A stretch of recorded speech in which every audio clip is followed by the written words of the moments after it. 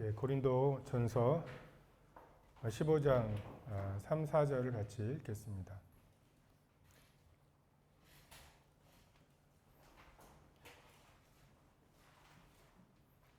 다들 암송했죠? 대답이 없어. 고린도전서 15장 3절입니다. 시작. 내가 받은 것을 먼저 너희에게 전하였노니 이는 성경대로 그리스도께서 우리 죄를 위하여 죽으시고 장사 지낸 바 되었다가 성경대로 사흘 만에 다시 살아나사. 고린도 교회가 굉장히 문제가 많았던 교회인데 이 부활의 장 15장을 이렇게 길게 그리고 자세하게 기록해 놓은 걸 보면 부활에 대한 것들에 대해서도 사도 바울이 좀 강조할 것이 있었던 것 같습니다. 헬라 철학이 이제 피라밋은 2000년 전에도 고대였죠.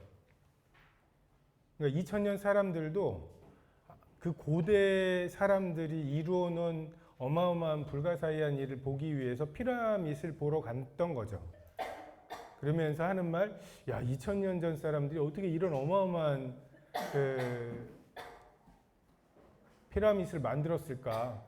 라고 하면서 불가사의하다고 얘기를 했을 거예요. 그래서 그러면서 한편으로는 어마어마하긴 하지만 뭐하러 이렇게 큰 건물을 죽은 다음에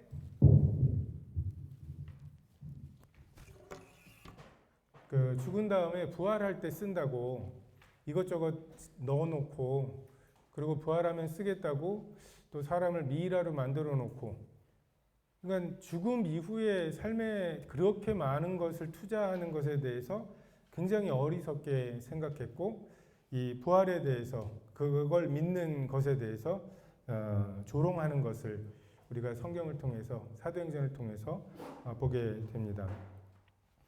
그래서 아마도 이 당시에 그리스도인들이 그 부활하신 예수님을 전하는 것이 조금 어리석어 보였을 것 같아요. 뭐 지금도 마찬가지죠. 부활에 대해서 이야기할 때 우리가 지성인으로서의 이 취급은 포기해야 되는, 나는 부활을 믿는다. 예수님이 부활하셔서 실제적인 모습으로 이 땅에 왕으로 오실 거고 이 땅을 다스리실 것을 나는 믿는다라고 고백할 때 사람들의 여러분에 대한 평가가 조금은 달라질 거라고 생각이 됩니다. 우리는 이제 또 부활에 대해서 입으로는 믿는다고 말하지만 이 마르다가 그랬던 것처럼 마르다가 이르되 마지막 날 부활 때에는 다시 살아날 줄을 내가 아나이다. 그냥 이런 정도의 부활, 살아나겠죠. 좋은 나라 가셨겠죠. 그냥 이런 정도로 부활을 취급하는데 지금 나사로가 죽은 그 슬픔이 이 부활에 대한 마르다의 믿음이 지금 나사로가 죽어서 슬픈 것, 이것에 조금 더 영향을 끼치지 못하는, 그러니까 부활이라고 하는 게 개념적으로 교리적으로 우리가 믿고 있고 믿고 있느냐 안 믿고 있느냐가 큰 차이가 없는 게 너무나 먼 일이기 때문에, 죽음 너머의 일이기 때문에 부활에 대해서 별 영향이 없는, 근데 이 두 가지가 다 성경에서 말씀하시고 있는 바와는 다른 것 같습니다. 그러니까 그리스도께서 부활하지 않으셨다면 우리의 신앙은 딱 유교와 비슷한 것 같아요. 유교에는 내세도 없고 그 죽음 너머에 대해서 누군가가 공자에게 물어봤을 때 내가 지금 현재 일도 모르는데 죽음 이후를 알겠느냐고. 그러니까 공자는 굉장히 정직했죠. 그러면서 정말 이것은 온통 살아있는 동안의 일이라고 이야기를 하죠. 그래서 공자나 또는 뭐 주자 같은 사람이 지금도 현재 살아서 인격적으로 유교를 믿는 사람들과 어떤 교통하거나 아니면 어떤 유교에 있는 여러 가르침 중에 요 가르침이 지금 필요한 거야라고 조명을 해주거나 계시를 해주거나 이런 것을 기대하지 않죠. 그냥 성현들의 말씀, 그냥 그 말씀 중에 우리가 요러한 부분을 내가 지금 지켜내겠다. 이게 내 생각보다는 더 지혜로운 말이려니 라고 하는 태도로, 그러니까 내가 그 말씀을 붙잡는 거고, 내가 그 말씀이 그 사실이 되도록 만드는 주체가 나인 거죠. 근데 예수님께서 부활하지 않으셨다면 예수님의 그 여러 말씀들 중에 나는 이 말씀을 내 것으로 삼겠다라든지, 그러니까 말씀이 하나님이셔서 정말 하나님이시라면 하실 어떤 주체적인 역할들을 하는 게 아니라, 그래서 말씀이 나를 주장하고 말씀이 나를 거듭나게 하고 말씀이 나를 인도하는 그런 주체가 아니라 그냥 내가 여러 말씀 중에 하나를 택해야 하는 이러한 신앙의 모습이 될 것입니다. 그러니까 오늘날도 살아계신 예수님과 교제를 하거나 또는 인도하심을 받거나 하는 것이 아니라 그냥 지도를 펴놓고 내가 나아가야 할 길을 그냥 찾아내는 이것이 신앙생활의 모습일 거고, 굉장히 현세적인 신앙생활이 되겠죠. 죽음 너머에 대해서보다는 그럼 이 땅에서 살아가는 삶에 어떤 것이 더 효율적인 것이냐, 인간관계, 내가 당장은 이 사람한테 거짓말하는 게 이득이 될지 몰라도 장기적으로 보면 거짓말을 하지 않는 게 정직한 것이 내게 도움이 되는, 그러니까 정직이 최선의 정책이다. 뭐 이런 것들은 윤리에 있어서도 어떤 게 더 효율적이냐, 어떤 게 더 실용적이냐라고 하는 거죠. 반대로 말하면 실용적이어서 그렇게 해야 되는, 왜 거짓말하지 말아야 되느냐? 하나님이 그렇게 말씀하셨기 때문이 아니라 그렇게 거짓말하지 않는 것이 너에게 결과적으로 더 실용적이기 때문에, 이제 이런 식의 신앙이 될 수밖에 없습니다. 그래서 하나님과 인격적인 연합도 없고 그냥 지식적으로 아는 것, 이것이 신앙이겠죠. 성경은 이 사도 바울을 통해서 이 복음을 세 가지로 요약합니다. 죽으심과 장사 지냄과 부활. 바울은 복음을 다시 정리하면서 부활에 대해서 말하고 있죠. 첫 번째로 그리스도의 죽으심. 그리스도께서 성경대로 우리 죄를 위하여 죽으셨다. 그러니까 우리의 대속을 위한 핏값이 필요하다라고 하는 거고, 우리의 옛사람의 죽음을 의미하죠. 그러니까 우리의 죄는 하나님의 아들 예수 그리스도의 죽음 외에는 그 어떤 것으로도 해결할 수 없다. 이것이 성경에 또는 복음에 나타난 이제 하나님의 의로움입니다. 그러니까 항복해야 들어올 수 있는 거고 타협하거나 협상해서 들어올 수 있는 것이 아니라는 거죠. 니고데모가 이스라엘의 선생이요 바리새인이요 관원이었고 정말 그가 율법에 엄청나게 열심이었던 사람이었겠지만 그것에 대해서 예수님께서 하신 말씀, 거듭나야 하겠다. 그러니까 너가 지금 가지고 있는 그 스펙 중에 그 하나도 하나님의 나라에 소용이 없고 하나님 나라에 들어가는데 아무것도 쓸모가 없다. 육으로 난 것은 육일 뿐이다. 우리가 그 말씀에 대한 시험을 거쳐야 들어갈 수 있는 거죠. 이 복음으로 들어갈 수 있는 거죠.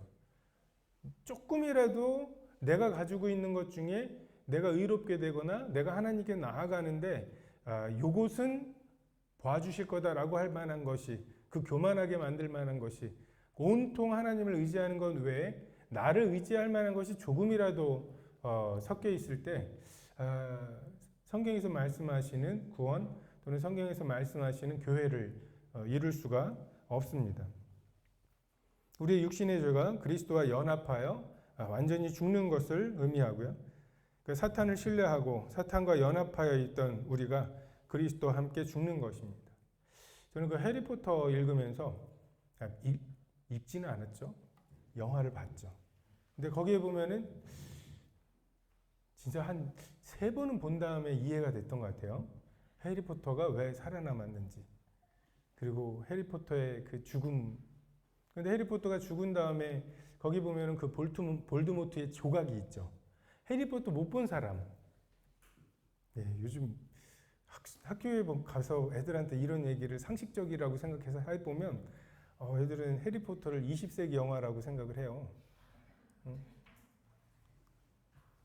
근데 그 해리포터가 죽고 그 그 교장 선생님을 만나는 그런 장면이 있죠. 그 전철 굉장히 밝은 역에서. 근데 거기에 보면 해리포터가 죽으면서 그 해리포터 속에 있던 볼드모트 조각이 있죠. 그 조각이 이렇게 분리되어 있고, 그래서 그 장면을 보면서 참 예수님, 그러니까 우리가 정말 그 죄와 완벽하게 정말 세포 단위로 연합되어 있던 우리를 그 죄로부터 분리해내시고 그 하나님과 연합하게 하시는 유일한 방법이 죽이시는 방법밖에는 없다. 그러니까 이제 해리포터는 이제 그 성경의 그런 것들을 보면서 뭔가 인사이트를 얻었겠죠. 근데 참, 야, 저렇게 표현할 수 있구나. 예수님, 하나님께서도 우리의 생명과 우리의 생각과 뭐 우리의 지정의가 완벽하게 그 죄와 연합되어 있잖아요. 죄가 왕노릇하고 있잖아요. 죄가 사망 안에서 정말 왕노릇하고 있는 이러한 우리에게서 우리를 죄와 분리시키시고 그리고 그 그리스도와 연합시키시는 방법으로 하나님이 사용하신 게 그 예수님의 죽으심과 부활이죠. 그 갈라디아서 2장 20절 내가 그리스도와 함께 십자가에 못 박혀 죽게 하시고 그리고 그리스도께서 부활하실 때 우리가 그리스도와 함께 연합하여 부활하게 하시는 이런 비유 별로 안 좋아할 것 같은데 그 오염물질을 정화하는 과정이 결국 그 오염물질이 이렇게 결합하고 있는 게 있잖아요. 얘네들이 결합하고 있는 이 결합 에너지보다 더 큰 결합 에너지를 가진 무언가로 떼내는 수밖에 없어요. 근데 하나님 예수님께서 보실 때 사탄과 그렇게 연합되어 있고 사탄을 그렇게 신뢰하고 있는 우리들의 마음을 돌이키시는 유일한 방법은 하나님의 아들 예수 그리스도의 그 처참한 죽음, 그 죽음도 우리에 의해서 죽는. 그러니까 우리 죄를 담당하시는데 어떤 죄를 담당하시냐면 예수님을 십자가에 못 박은 그 죄까지 담당하시는 그 예수님, 채찍질하는 사람의 나음을 위해서 그 등을 돌려대시는 예수님, 이 예수님의 그 십자가를 통한 사랑의 이 감동 외에는 우리가 사탄에 연합되어 있는 것으로부터 우리를 떼어내실 수가 없었다. 이것이 성경대로 그리스도께서 우리 죄를 위하여 죽으셨다는 말씀의 의미입니다. 그리고 부활은 그리스도의 완전한 사역을 의미하죠. 1년에 한 차례씩 대제사장이 그 짐승의 피를 가지고 이 지성소에 들어갑니다. 그리고 그 대속죄일이라고 부르는 모든 그 백성들의 1년간의 모든 죄를 그 속죄하고 그 피를 가지고 성소에 들어가죠. 이 치마같이 생긴 제사장의 옷에 보면 석류 모양으로 그 종이 달려 있죠. 방울이. 그래서 그 방울 소리가 뭐 안에서 뭔가를 하거나 하면은 방울 소리가 계속 들립니다. 살아 있는 거죠. 근데 만약에 그 지성소에 들어갔던 이 대제사장이 그 섬기는 일을 마치고 나오지 않으면 하나님께서 백성들을 죄를 사하는 이 그 속죄제를 받으셨다고 하는 증거가 없는, 그래서 반드시 그 대제사장이 나와야죠. 그래서 침례 요한의 아버지 사가랴가 그 성소에서 하나님 섬기는 게 좀 뭐 계시받고 하느라고 오래 걸리니까 사람들이 굉장히 의아해했다는 표현이 있죠. 그래서 반드시 대제사장이 그 섬기는 일을 마치고 나와야 할 필요가 있었고, 정말 하나님께서 예수 그리스도께서 땅의 성소가 아니라 완전하신 하늘의 성소에서 정말 유일하게 자격이 있으신 대제사장으로서, 그리고 유일하게 그 하나님이 받으심직한 그 흠없고 점없는 제물로 속죄제를 완전하게 드리셨고, 하나님 아버지 하나님께서는 그 예수님의 그 제사를 완벽하게 기뻐하시고 그러니까 하나님의 공의로우심이 정말 이 세상의 죄에 대한 그 하나님의 공정함이 있고 그 진노가 있는데 하나님의 그 공정함과 진노에 대해서 완벽하게 그 흡족하게 만족시키신 그 증거가 예수 그리스도를 죽은 자 가운데에서 다시 살리신 것이죠. 그래서 우리의 그 새로운 생명을 이 부활을 통해서 의미하는 그러니까 예전의 생명은 의에 대해서 하나님에 대해서 조금도 의무감이 없는 조금도 감각이 없는 그런 생명이었죠. 내가 그걸 왜 해? 일요일날 내가 왜 그 시간에 그 일을 하고 있어? 라고 정말 그런 일을 하는 거는 엄청난 뭐 보상을 주지 않으면 절대로 하지 않을 일들을 지금 새로운 생명은 그 가치와 그 의미를 알고 정말 내가 그 주일 아침에 내 마음대로 할 수 있는 자유가 된다면 난 그 일을 하고 싶어 하는 하나님을 섬기고 싶어 하는 하나님을 알고 하나님을 영화롭게 하고 하나님께 감사하는 것을 하고자 하는 이게 새로운 생명이죠. 예수 그리스도의 생명이죠. 예수 그리스도라면 하셨을 그 것들이 정말 내 마음의 그 생명으로 이게 교리로 너는 그런 의무가 있어. 너는 예수님이 이렇게 하셨으니까 너는 이렇게 살아야만 한다는 그런 의무와 교리로 우리에게 전달된 게 아니라 우리가 경험하듯이 우리에겐 예전에 없던 그런 생명이 생긴 정말 하나님께로부터 난 자들 자기 백성에게 오매 자기 백성이 영접지 않았지만 자기 땅에 오매 영접한 사람들 곧 그 이름을 믿는 사람들 예수님 우리 이 집에 오셔서 식사하세요. 밖에서 주무시지 마시고 여기서 주무세요. 내가 너한테 들어가면 네가 또 사람들에게 출교당할 거 아니냐. 상관없어요. 응? 예수님을 십자가에 못 박고 있는 바로 그 현장에서 그 살벌한 중에 예수님을 안다고 말하기만 해도 같은 취급을 하려고 하는 폭도들 사이에서 니고데모가 아리마대 요셉이 예수님의 시체를 달라고 하고 이 니고데모가 예수님께 발라드릴 유향을 그리고 모략을 가지고 오죠. 그 생명이에요. 이 생명이 죽는 게 무섭지 않은 왜요? 이미 죽었기 때문에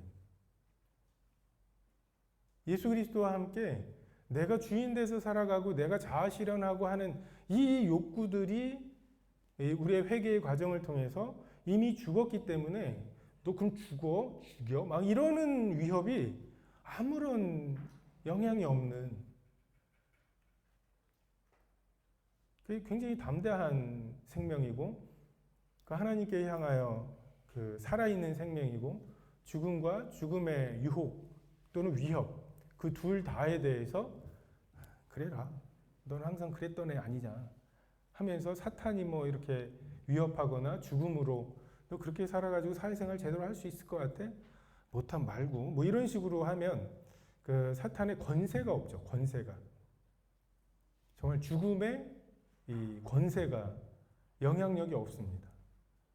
하나님께 의지하지 않고도 살아갈 수 있는 삶 이것이 성경에서 말하는 사망이죠. 죄의 삭시 사망이라고 말하는 그 말씀의 그 뜻은 생명이 예수 그리스도를 아는 것이니까 사망은 내 평생에 조금도 하나님께 의지할 것이 없이 오로지 내 힘과 내 그 행위와 내가 이루어 놓은 것으로 나를 보장할 수 있다라는 자신감. 영웅들이라고 말하는 위인들이라고 말하는 수많은 사람들이 그렇게 살아갔죠. 세계를 정복하고 자기 이름을 떨치고 정말 하나님께 의지할 것이 없는 나는 왜 이렇게 살까? 이게 단가? 이런 마음의 의문도 없이 사탄이 그 삶으로 우리에게 유혹하기도 하고 또는 너 그렇게 살다가 보면 네 삶을 누가 보장해 주니? 보험 파는 분들이 되게 얘기하는 거 보면 몇 살쯤 되면 파산할 것 같아요. 애가 한 둘만 돼도 얘 키우는데 얼마고 뭐 결혼시키는데 얼마고 해서 지금하고 나중하고 비교해보면 요때에 어마어마한 적자가 난다 하면서 이제 이야기할 때, 근데 그것에 대해서 부활하신 살아계신 예수님의 어떤 새로운 생명, 이것으로 우리가 극복해낼 수 있습니다. 그리고 장사 지낸 바 되었다가 사흘 만에 살아나셨다. 근데 사흘 만에,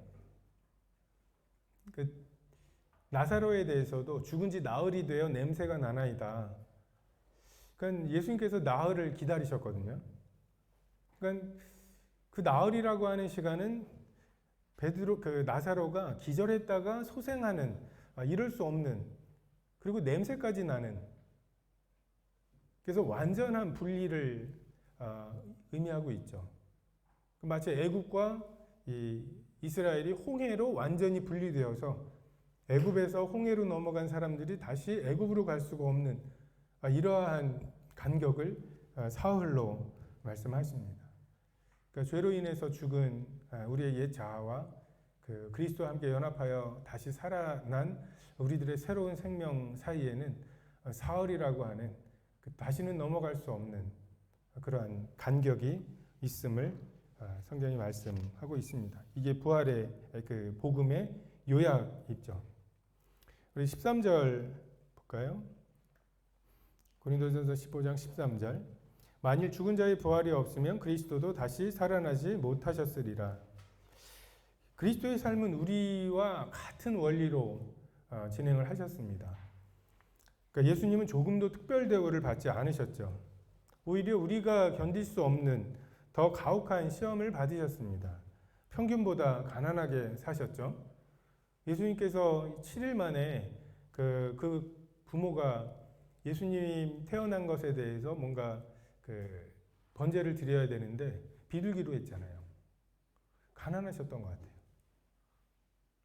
우리가 이 코리아, 한국 같으면 그래도 4,000년 동안 기다려온 메시아인데 그래도 좀 무리를 해서라도 양 정도는 했을 것 같은데 그런 여유가 없었는지 8일 만에 번제를 드리면서 비둘기를 하셔야 했던, 그리고 예수님이라는 증거가 구유에 누인 아기를 보거든. 정말 이 세상에 태어난 수많은 사람들과 아이들이 있겠지만 정말 구유에 태어났다고 하는 것으로 구별되는, 베들레헴에 있는 여러 아이들 중에 그 사람인 것을 구유에 누여 있는 아이로 우리가 확인하게 되는, 그리고 십자가에서 죄에 대해서 정말 아무것도 섞인 것이 없는 그런 온전한 하나님의 진노를 받으셨죠. 그래서 예수님은 하나님께서 조금도 특별한 예외로 예수님을 대하시지 않고 오히려 가혹한 것에 있어서는 예외로 두셨던 것을 보게 됩니다. 어머니 뱃속에서 10달을 채우고 이 땅에 태어나셨고 몫으로 30년을 사셨고 걸으시면 피곤하고 정말 앉으면 졸립고 이러한 삶을 우리가 똑같이 사셨죠. 죽음 후에 부활도 마찬가지입니다. 예수님이어서 부활시키신 것이 아니라는 거죠. 죽은 자의 부활이 없다면, 만약에 죽은 자가 부활한다고 하는 이런 원리가 없다면 인간이신 예수님이 부활하시지 않는다는 거예요. 특별히 예수님이니까 부활시킨다, 이렇게 부활하게 만드시지 않는다는 거죠. 우리와 동일하게 사셨고 동일하게 죽으셨고 동일하게 부활하시는, 다시 말해서 우리도 부활하고 이 모양으로 부활할 거라고 하는 것을 예수님께서 보여주시는 것이죠. 그러니까 예수님의 삶은 우리를 위해서 사신 어떤 초인의 삶이 아니에요. 어떤 슈퍼맨의 그런 우리가 도저히 따라갈 수 없는 그런 삶이 아니라, 우리가 지난 시간에도 본 것처럼 우리에게 본을 끼쳐 자취를 따라오게 하신 삶이고, 이 부활도 마찬가지입니다. 그러니까 우리는 그 본질적으로 예수님과 동일한 생명을 가지고 있죠. 예수님도 성령으로 잉태되셨던 것처럼 우리도 성령이신 말씀으로 잉태되어서 태어났죠. 예수님께서 처녀에게서 태어나셨던 것처럼 우리도 그러니까 아버지의 육신의 아버지의 그 영향이 조금도 없는 채로 처녀에게서 태어나셨던 것처럼 우리도 우리에게 속한 그 어떠한 공로가 조금도 섞이지 않은 채로 오직 하나님의 은혜로 처녀가 잉태하여 아들을 낳는 것과 같은 그러한 그 방식으로 우리가 태어났죠. 마찬가지로 매일의 삶이 그리스도께서 정말 예수님께서 아버지의 일을 행하는 것이 내 양식이라고 말씀하신 대로 우리가 그것이 없으면 우리에게 믿기 전에는 자아실현과 우리에게 양식이 될 만한 나를 동기부여할 만한 피곤한 나를 깨울 만한 수많은 것들이 있었죠. 좋은 데 가고 좋은 직장 가고 그러면 그 열매를 내가 혼자 다 먹을 생각에 내가 그렇게 그 잠을 안 자고 노력을 해가면서 공부하게 할 그런 동기가 되었죠. 그게 나의 양식이었죠. 근데 이제 예수님께서 나의 양식은 아버지의 일을 행하는 것이라고 우리에게 아무리 많은 것들이 아무리 풍족해도 내 삶에 아버지의 뜻이 이루어지는 것이 없을 때 우리는 곤고하게 됩니다.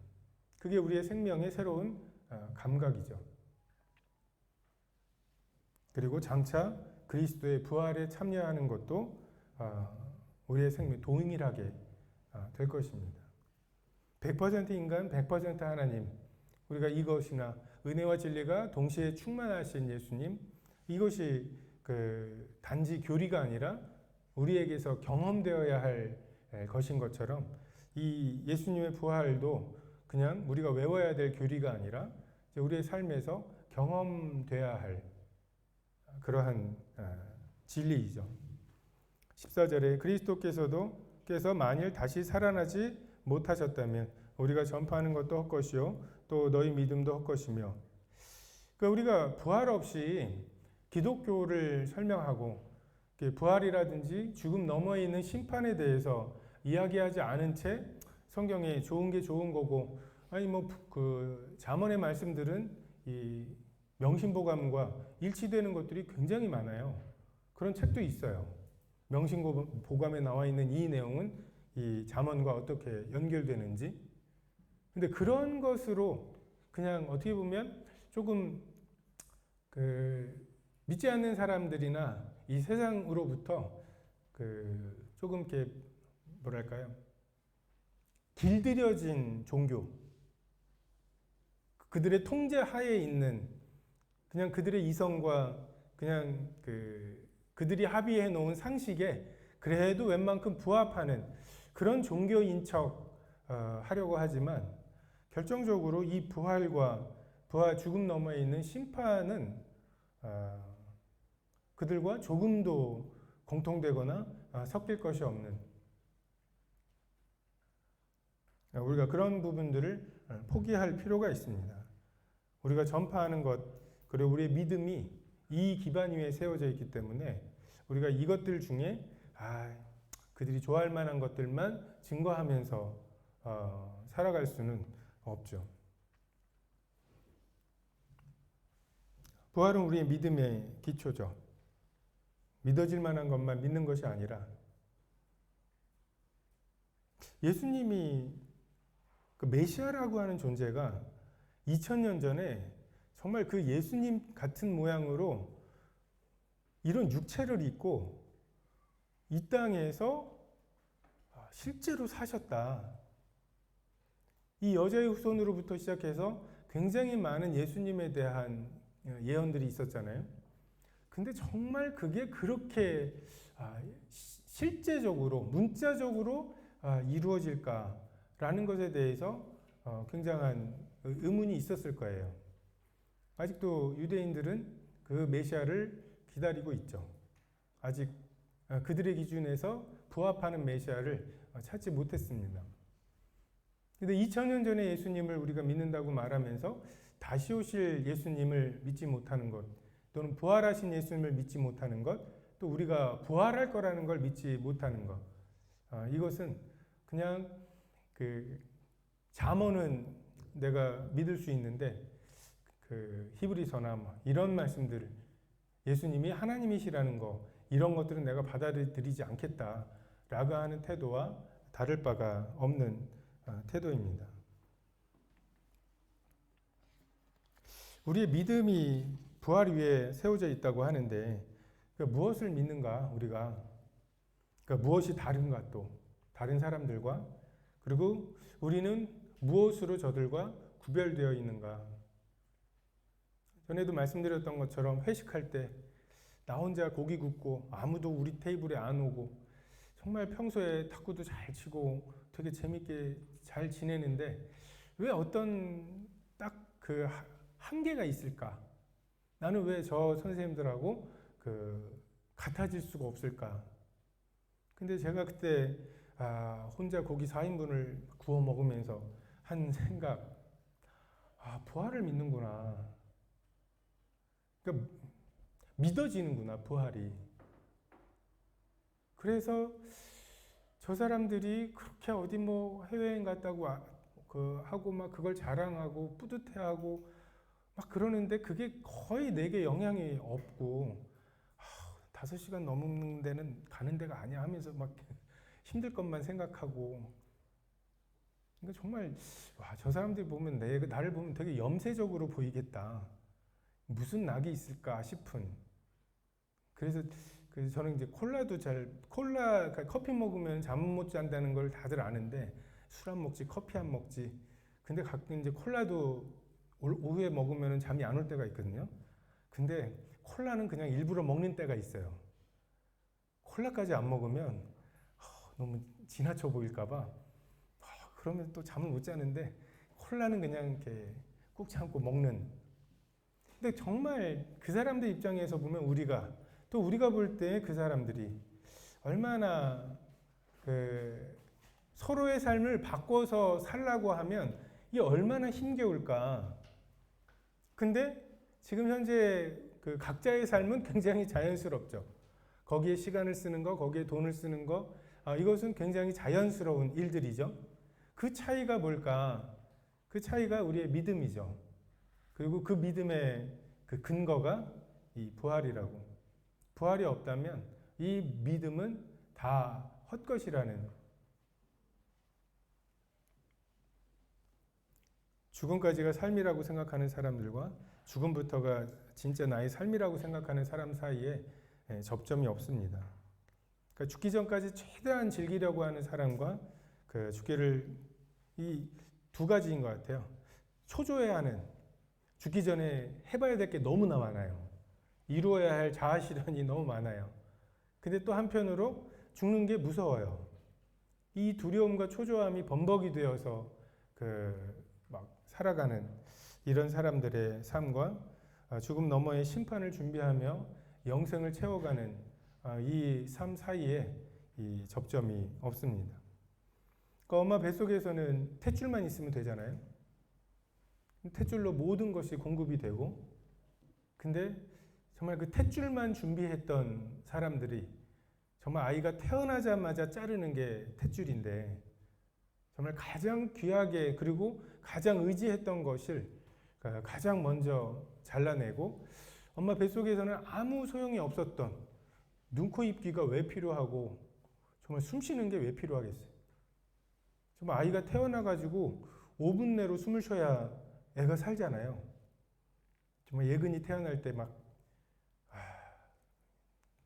캐나다에서 말도 안 통하는데 애를 꺼냈으면 나는 애가 꺼내자마자 우는 줄 알았어요. 애를 꺼냈는데 거기는 다 들어가서 막 손잡아주고 막 그러거든요. 애를 거꾸로 정말 딱 닭발 이렇게 해가지고 닭 이렇게 잡듯이 이렇게 두 손에 발 끼워가지고 이렇게 덜렁덜렁 하고는 눈에 뭐 안약 같은 거 이렇게 발라요. 그때까지 애가 안 울어.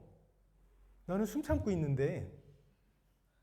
그러면서 막그 자기들끼리 막 영어로 뭔가 얘기를 해요. 근데 정말 나는 굉장히 중요한 일인데 자기들까지는 굉장히 일상적인 것처럼 그러면서 이제 그 지혈제라고 뭐 비타민 K 그거를 이렇게 허벅지에다가 주사를 하거든요.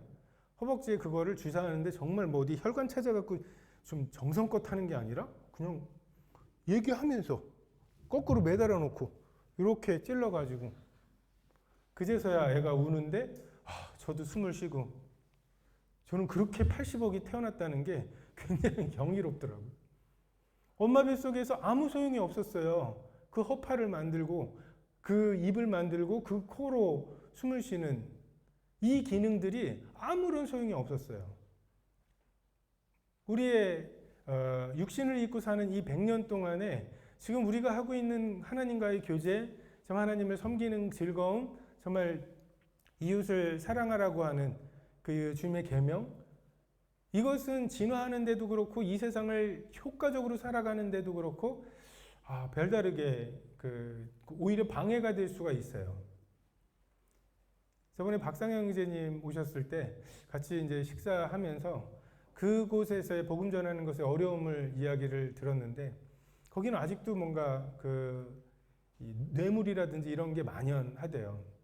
근데 이제 기독교인이 된 어떤 이제 사업을 하시는 자매님이 있는데 그 자매님이 뇌물을 이제 안 쓰기로 그러니까 판결이 이제 그 자매님에게 유리하게 났던 판결이 2심에서 바뀌는 거예요. 근데 뻔하게 뇌물 때문에 그러니까 예수님을 섬긴다고 하는 것이 일상생활, 우리의 육신을 입고 사는 생활 속에서는 그렇게 뭔가 제약이 돼버리고 나를 굴레가 돼버리고 교회 다닌다며 이게 이제 약점이 돼버릴 수도 있는. 하지만 우리가 죽음 너머의 그 심판대 앞에 섰을 때 지금 우리가 준비하고 있는 것들 정말 하나님만 계신 곳으로 갈 거 아니에요. 정말 새하늘과 새 땅이 있고 정말 하나님만 계신 그곳에 우리가 가게 될 때 하나님을 즐길 준비가 안 돼 있는 모든 게 준비되어 있는데 하나님과의 화해가 안 돼 있어요. 하나님하고 단둘이 넣어놓으면 할 말이 하나도 없는. 그러니까 기도할 때 보면 굉장히 시간 안 가죠. 그게 천국이에요. 기도하려고 눈 감아가지고 정말 하나님에게 이런저런 얘기 할 거 다 했는데 15분 지나 있고 막. 근데 영화 한 편은 굉장히 후딱 시간이 가버리는 우리가 하나님을 누리고 즐기는 그 하나님과 교제하는 그 영생의 준비가 되어 있지 않으면 이 땅에서는 그것이 별 효용이 없어 보여도 태어나자마자 숨을 쉬어야 하는 것처럼 정말 우리가 그 죽음과 그 후에 있다고 하시는 그 심판대 앞에 설 때 필수적인 것입니다. 우리의 본질은 나비죠. 우리는 지금 애벌레 시기를 살고 있습니다. 애벌레가 자아 실현한답시고 돌아다녀 봐야 그 꾸물꾸물해서 돌아다니는 게 얼마 못 가요. 이 세상에서 누릴 수 있는 것은 많지 않습니다. 왜냐하면 우리에게 하나님이 주신 욕구는 영원한 것이기 때문에 그냥 그 애벌레가 돌아다녀 봐야 요만큼 돌아다닐 거 아니에요. 근데 나비가 되어서 하루 동안 돌아다니는 것도 그거보다는 클 것이죠. 우리는 그 나비의 시기를 준비해야 되는 그런 사람들이고 그것이 지금 육체를 입고 살아가는 우리들의 삶의 정체성입니다. 우리는 부활이 없다면 우리는 죄 가운데 있을 것이라고. 부활은 완전한 속죄에 대한 하나님의 완전한 인정이죠. 그래서 예수님께서 내가 내 죄를 사한다 말씀하시면 그게 예수님의 말씀인지를 어떻게 알아요? 내 마음에 죄사해진 확신이 생겨요. 죄사함으로 인한 평안함이 생겨요. 그럼 지금 여러 교리들에 대해서 이야기하지만 그 여러 교리들은 반드시 우리의 삶에서 경험되어야 되는 것이죠. 외워야 되는 게 아니라 눈 몇 번 깜빡여야 돼? 라고 하는 거는 외웠었는데 막 이러는 게 아니라 재보면 돼요. 내가 몇 번 깜빡이나. 심장은 몇 번 뛰는 거야 1분에? 라고 할 때 그거를 잠깐만요 하면서 막 이렇게 해서 시험 문제를 푸는 게 아니라 몇 번 정도 뛰네요. 라고 말하는. 그리고 72번 뛰어야 되는데 73번 뛰었어. 막 이게 아니라 이 생명은 그럴 수도 있는 거예요. 내가 72번에 맞춰서 뛰는 게 아니라 내가 100번도 뛰는 때가 있다. 그러면 교과서가 바뀌어야 되는 거라고요. 생명이 100번을 뛴다라고. 이 부활의 교리와 부활의 교리에 기반한 죄사함. 우리가 부활이 없다면 죄 가운데 여전히 있을 거라고. 죄사하시는 하나님의 그 권세가 없는. 그리고 우리의 일상 속에서 여전히 죄를 사랑하는 마음이 있잖아요. 그것을 처리해 나가시는 이런 과정이 없는. 우리가 율법만으로 하나님의 도우심, 성령님의 도우심 없이 그 율법만으로 내 죄를 처리해 보려고 했던 때가 있죠. 이건 내 절대로 안 할 거야. 라고 하면서 그냥 온갖 그 안전장치들을 만들어 가지고 그 봉쇄해 놓고 그 죄를 짓지 않으려고 애를 써봤을 때 결코 성공하지 못했던 경험들이 있죠. 근데 하나님께서 내 마음에 죄에 대한 새로운 생각, 죄에 대한 새로운 믿음, 그것을 주셨을 때 정말 그 전에는 해결할 수 없었던 그 죄책감의 문제 또는 죄를 사랑하는 이 마음을 해결하시잖아요. 이것을 해결하실 수 있다고 하는 것이 부활하신 예수님이 살아 계셔서 우리에게 그 권세로 말씀하시고 있다는 증거입니다. 그리고 우리에게 소망의 근거가 되죠. 신령한 몸, 강한 몸, 썩지 않을 몸, 그리고 영광스러운 몸을 우리에게 주셔서 지금은 우리가 희미하게 보이죠. 우리가 성경을 통해서 예수님에 대해서, 하나님에 대해서, 그 사랑에 대해서 배우고 있죠. 근데 그것은 부분이라고 말씀하시죠. 너희가 지금은 부분적으로 알고, 지금은 희미하게 알고, 지금은 생각하는 것이 어린아이와 같은, 어린아이들한테 그냥 그 1,000원, 2,000원을 굉장히 큰 돈으로 생각하는 아이들한테 우리나라 1년 예산이 600조 정도 돼. 어떻게 설명할 거예요?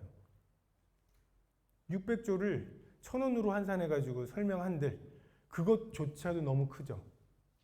지금 우리가 하나님에 대해서 알고 있는 것, 알 수 있는 것은 그 수준입니다.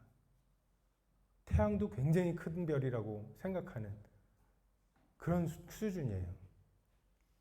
근데 진짜 하나님의 참모습을 보게 될 거고 그 진짜 하나님의 참모습을 견딜 수 있는 몸을 주시겠죠. 강한 몸.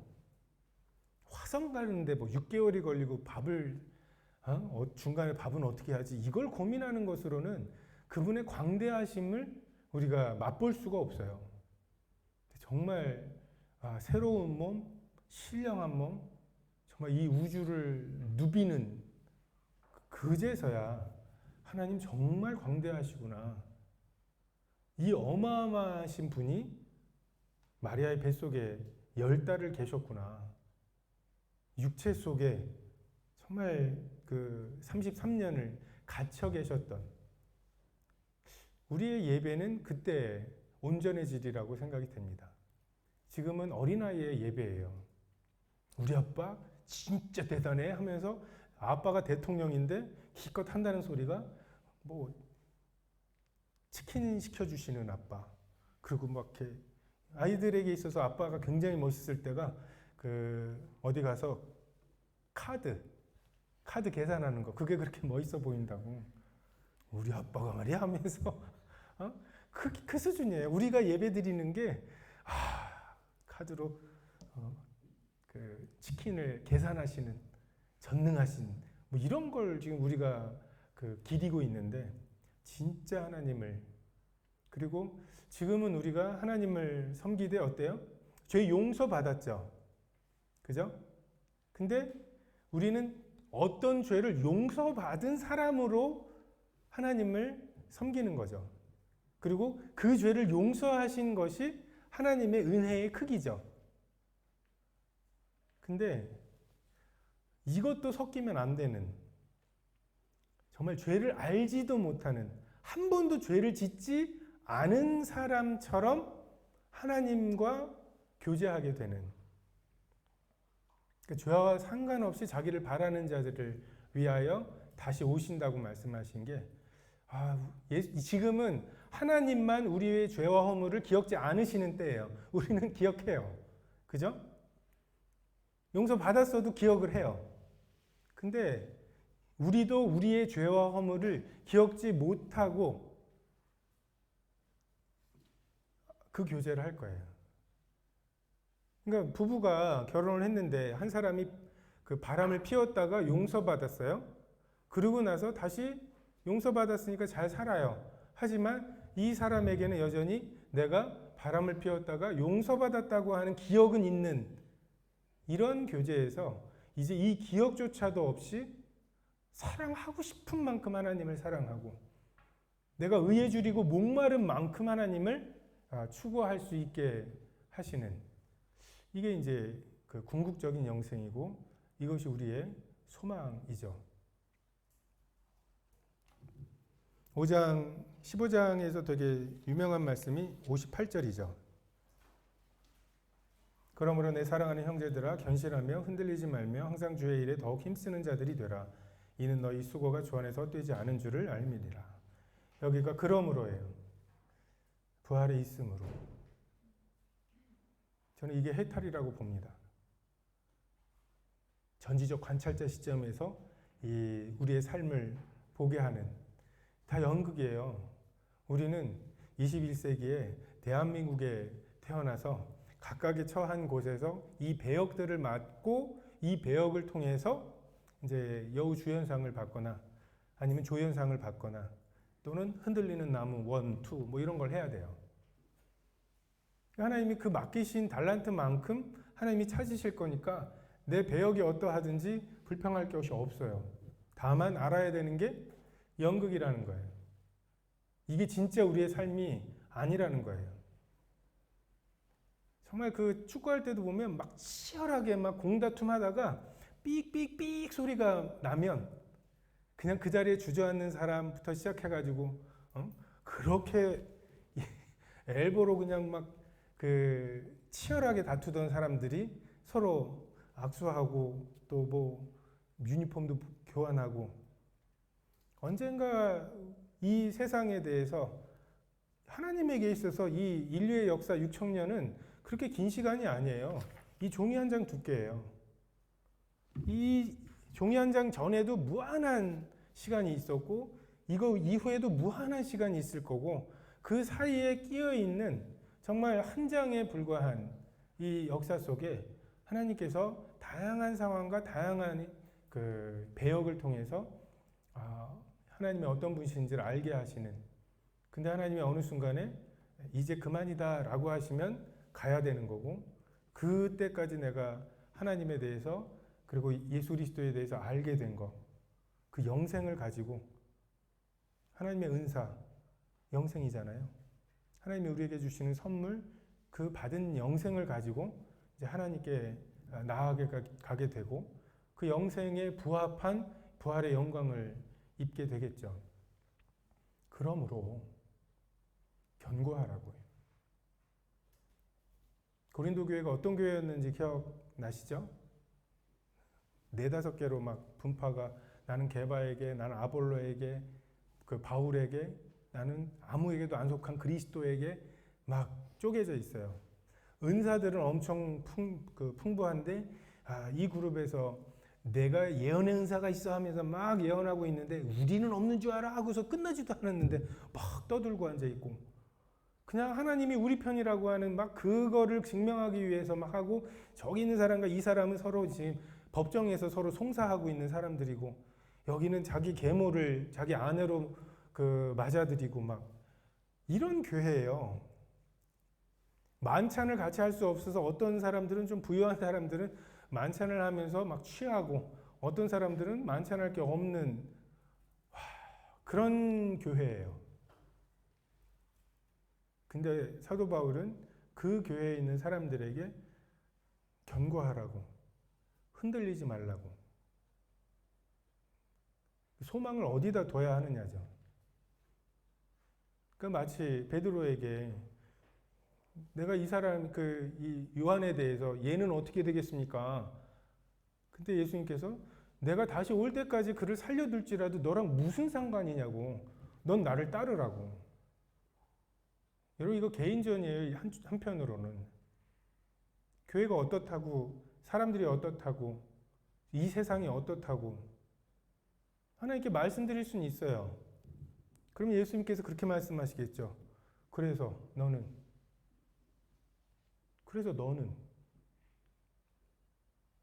따르라고요. 견고하고 흔들리지 말고. 여러분의 믿음을 좀 견고하게 하세요. 자기 자신에게도 좀 실망하지 좀 마세요. 이게 무슨 실망하거든. 나한테는 오지 마세요.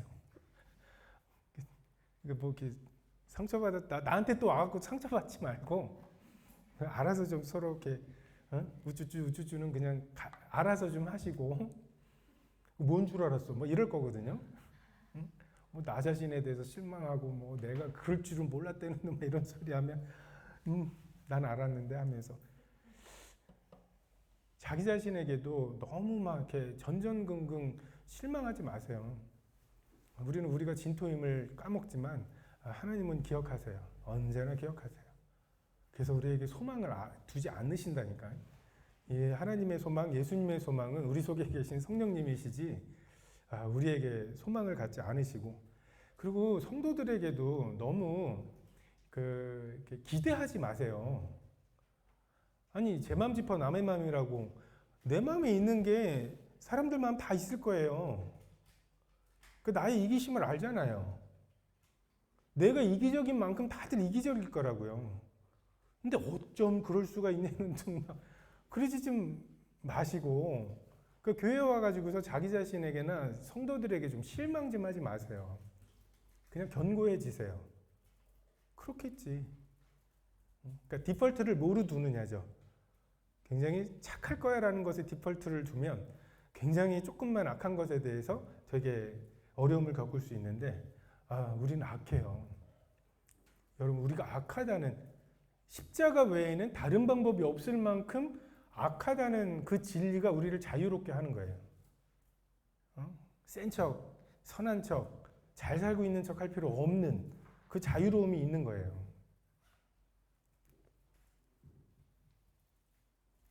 항상 주의 일에 더욱 힘쓰는 자가 되라. 너는 어쨌든 나는 내 길을 가련다. 어쨌든 이거 핑계 될 건 아니잖아요. 심판대 앞에 가서 쟤는 그랬고요. 나는 십자가에 거꾸로 못 박혀 죽는데 쟤는 오래 살았어요. 이거 가지고서 막 하나님께 불평할 건 아니잖아요. 내가 너에게 너만 준 은혜도 있다 라고 말씀하실 거고, 천국은 침노하는 자의 것입니다. 그러니까 우리에게 하나님께서 봐주시고 또는 야 너나 뭐 이렇게 해서 주시는 선물이 아니에요. 그러니까 우리에게 하나님께서 주시는 영생은 강도 만난 자를 긍휼히 여기게 하시는 이런 마음을 주셔서 영생을 얻게 하시는 거죠. 그러니까 그렇게 주님의 역사하실 때 저건 내 거야. 응? 밟는 땅 다 주신다고 하셨어 하면서 새벽같이 나서는 이것으로 침노를 해서 내 것으로 만드는 게 그 성경의 원리이고, 하나님께서 그 믿음을 주신다는 거지 그냥 너나 야 남들 보잖아 뭐 이러시는 건 아니에요. 그래서 저는 그냥 생각 없이 요한복음 15장 58절을 옛날에 외우고 잘 살란 소리야 라고 했다가 고린도 교회의 상황을 알고 서대문 교회도 전에 한번 되게 어려웠던 적이 있었어요. 성도들도 그렇고 그때 제일 먼저 나오는 증상이 헌금이 한 7,4,28 4분의 1로 줄더라고요. 진짜 한 4분의 1로. 그때 우리 교회의 조직이 완벽하다라는 생각을 했어요. 성령께서 뭔가 말씀하시지 않으면 그 아픈 게 티가 확 나더라고요. 몸이 그렇죠. 아프면 아픈 게 티가 나는 게 그 몸이고, 꽃은 그 시들죠. 조화는 시들지 않고. 근데 아프니까 아픈 게 확 티가 나는구나. 근데 그러면서 느낀 게 정말 이 상황에서 견고하고 흔들리지 않고 주의 일에 항상 더 힘쓸 수 있을까? 왜? 이는 너희 수고가 헛되지 않기 때문에. 부활 앞에서 우리의 수고 헛되지 않아요. 우리의 억울함 굳이 여기서 풀어야 될 게 아니에요. 그래서 마르다와 같이 머나먼 미래에 부활을 하겠죠가 아니라 우리의 매일의 일상에 그 부활이라고 하는 게 영향을 주나, 그게 나의 동기가 되는가, 해야 할 걸 하게 만들고 하지 말아야 될 걸 하지 못하게 만드는 실제적인 동기가 되는가. 그래서 부활이 교리가 아니라 나의 일상인가, 이것을 살펴볼 필요가 있습니다. 기도하겠습니다.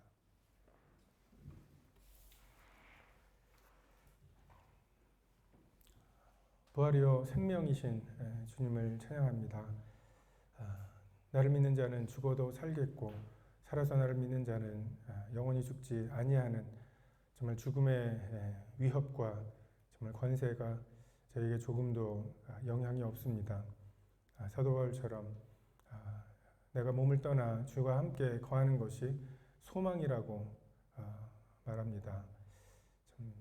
저희에게 죽기를 두려움으로 일생에 매어 종노릇하던 저희들을 진리로 놓아주시고 부활의 소망을 갖고 살아가게 하신 것에 감사를 드립니다. 이 모든 우리 예수 그리스도의 이름으로 기도했습니다. 아멘.